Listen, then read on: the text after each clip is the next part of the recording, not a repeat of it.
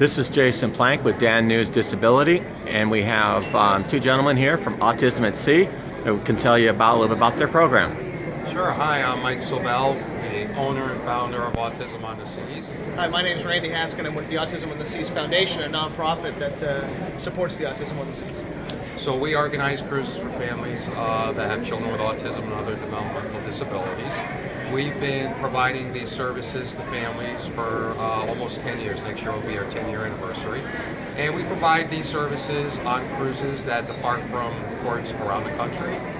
We have professional volunteer staff that travel with the families. I probably do most of my work trying to generate funds for the Autism on the Seas Foundation, and primarily we try and provide grants for families that can't quite afford to make it on the cruises on their own, and so we try and get them on board. Now, I know you can't endorse my travel agency, but what kinds of things would Autism at Sea would give perspectives to look at travel agencies like myself that are specialized in disability travel, but what kinds of things would you ask the people to do to try to make sure that they are offering the correct travel agent, trying to find and locate the travel agent? So in terms of how the guests can locate us or utilize other travel agencies to acquire our services, we book direct with the consumers, so guests can contact us directly, or they can actually also contact their local travel agency, because we also offer a travel agency referral program to agencies to acquire our services. Okay, so what are some kind of hints that, like they call up a travel agent and they say, oh yeah, we know Autism at Sea, blah, blah, blah. How can you determine if it's a good travel agency, or is it just a travel agency that is just fly by night and it's just, basically just saying yes, they can do it. In reality, they really can't. Yeah, so that's a great question. So there aren't any other travel agencies or organizations that we're aware of that provide the services that we do. So to ensure that you're actually going to get these services, the best thing to do is either book directly with us, or if you want to actually work with an agency, we can let you know if they're one of the agencies that are affiliated with us.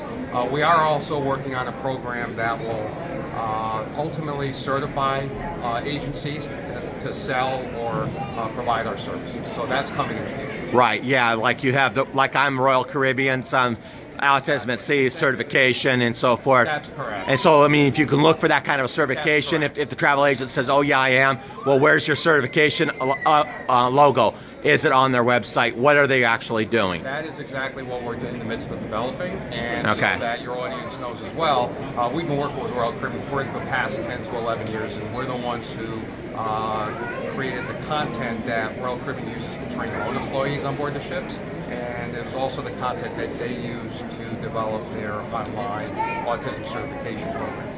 Okay, and then also, since I've got you with the grants and everything else, that's really good to know that so you could be able to help somebody to be able to take a cruise. Like Alaska Cruise is almost $7,000, and so for two people, and you figure you add another two more child, you're looking at almost $10,000-12,000. So I try to tell them to wait 9-12 months to plan out.